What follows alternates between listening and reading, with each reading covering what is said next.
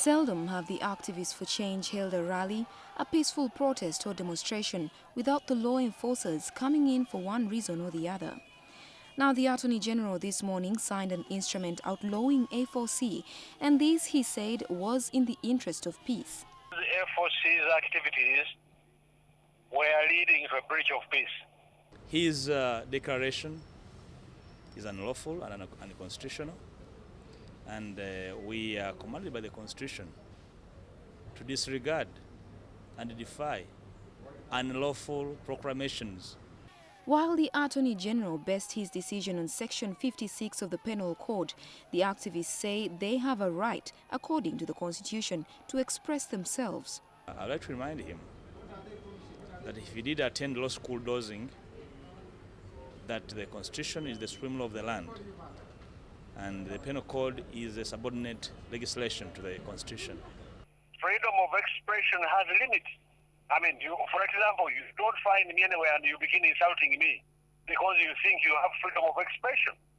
Legal minds say the move by the Attorney General is in contravention of the Constitution, especially on rights and freedoms to associate, and also more fundamentally on the freedom to participate in the governance of one's country and to influence government's decision. So the provisions of Sections 56 through Sections 66 of the Penal Code Act, in my view, is in complete violation of the provisions of our 1995 Constitution. Now, this invocation on the activists for change means that all activities of A4C from now on will be unlawful, and anyone else carrying them out will be prosecuted. All officials who were office bearers of A4C cannot hold any other office in any other society for 2 years without the consent of the Attorney General.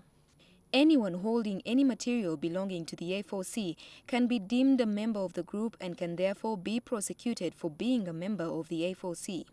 Anyone authorized by the minister can barge into any enclosure if they suspect a meeting of this society is taking place.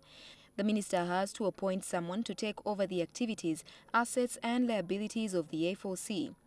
The Attorney General says the A4C has an option. If they feel aggrieved, the best course of action to take is to go to court.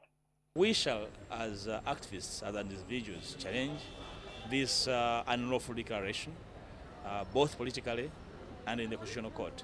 The third option that the A4C has is to go under Article 50 of our Constitution and actually move a motion in the High Court claiming or asserting that the actions of the Attorney General in outlawing A4C is a violation of their rights. However, the opposition group coordinator remains adamant, insisting this will not disrupt their planned activity for tomorrow. I am going for the last preparation meeting for tomorrow's event. It's not going to stop. It will go on. It is lawful. If they attempt to hold a rally, well, police will have to deal with them. There are repercussions if they go ahead.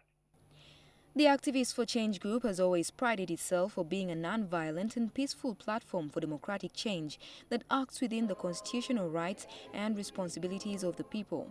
The very same peace the group seems to be fighting for seems to be the very reason they are being criminalized.